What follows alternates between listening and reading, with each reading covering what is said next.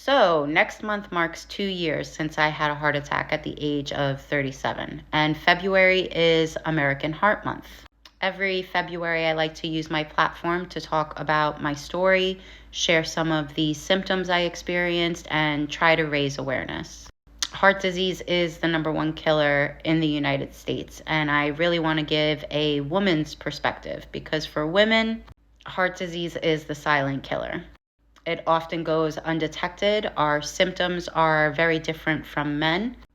There's not as many studies on heart disease in women.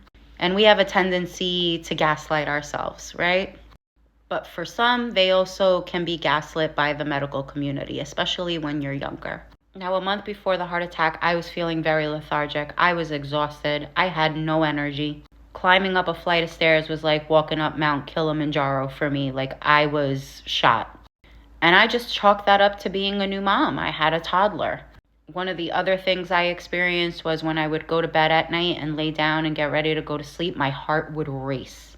But again, I just chalked that up to being anxious. I would think about all the things I had to do the next day or that week or that month. And I was like, it's just my anxiety. That, along with being 37 at the time, the last thing on my mind was I'm a ticking time bomb. I'm about to have a heart attack. It wasn't until the day it actually happened that I said, oh shit, I'm having a heart attack. And even on that morning, I was making excuses. My husband, thank God, just happened to have off. We both woke up. He said, you stay in bed, you rest, I'll wake up with the baby. And I was like, oh, I'm so lucky, right? And as I turned around to get myself comfortable, I felt the sharpest, most excruciating pain in my chest that I had never felt before. And immediately I felt like this cooling sensation in my body. And in those 2-3 minutes, I said, oh, I must have pulled a muscle. Like I'm almost 40 now. This is what happens when you're almost 40. You pull a muscle rolling over. It wasn't until my left arm went numb that I said, shit, I'm having a heart attack. Luckily, I was aware enough in that time to yell for my husband to bring me an aspirin. I kept aspirin in my house, as everyone should. And later on, my cardiologist told me that split decision potentially saved my life. Now, going to the hospital, they took me right away. They did an EKG, and my EKG came back normal. And my blood pressure wasn't like crazy high. So as soon as those results came back, they're like, you're fine. You probably had a panic attack or, you're probably just super anxious about something. We're just going to wait for your blood results to come back, but you're going to be fine. You're young. And I'll never forget that same doctor, the look on their face when they came back, when my blood results came back. She was like, yeah, so the troponin levels in your blood are pretty high, and we're almost positive that you did have a heart attack. She said, we're going to wait to see if the levels keep rising in the next couple of hours, and then we're going to take it from there. The levels did indeed rise, and they ran more tests, and they found that I had a 95% blockage in the widowmaker. So I was scheduled for surgery. I had a stent put in, and I have to be on a bunch of medication for the rest of my life. But I'm still here. Luckily, the heart attack didn't cause any damage to the heart, and there were no other signs of heart disease.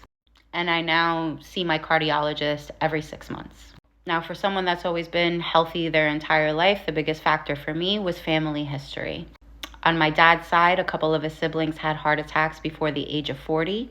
And on my mom's side, her father passed away at the age of 53 from a massive heart attack in his sleep. Which is why I urge the importance of everybody knowing their family history. I wish that when I was experiencing those symptoms, that I took that into consideration and maybe I would have taken it a little more seriously. But even if you don't have a family history of heart disease, you know your own body. You know when something doesn't feel right. And yeah, it could be nothing, but it's always better to be safe than sorry. And your care doesn't end with your primary physician. If you're experiencing symptoms, and the American Heart Association website has so many that you can look into. If your doctor just tries to tell you, well, you're overweight, you could lose a couple of pounds, or, it's probably just anxiety. You have to be your own advocate and stress to see a cardiologist. There's nothing wrong with that. Don't be embarrassed. Don't be ashamed. What's the worst they're going to tell you? You're fine. That was always my thing, right? Like, oh, I'm embarrassed to make a big deal out of nothing, you know? Fuck that. Also, I'm very lucky to have health insurance, and I know not everybody is that privileged, which is why I fight so hard for affordable and accessible health care, which is why cutting programs like Medicaid are so detrimental. Not being able to have or afford health insurance should not be a death sentence for anybody. And those are the things we need to keep fighting for. So if this video comes across your FYP, take it as a sign to go get your heart checked. I love you all. Bye.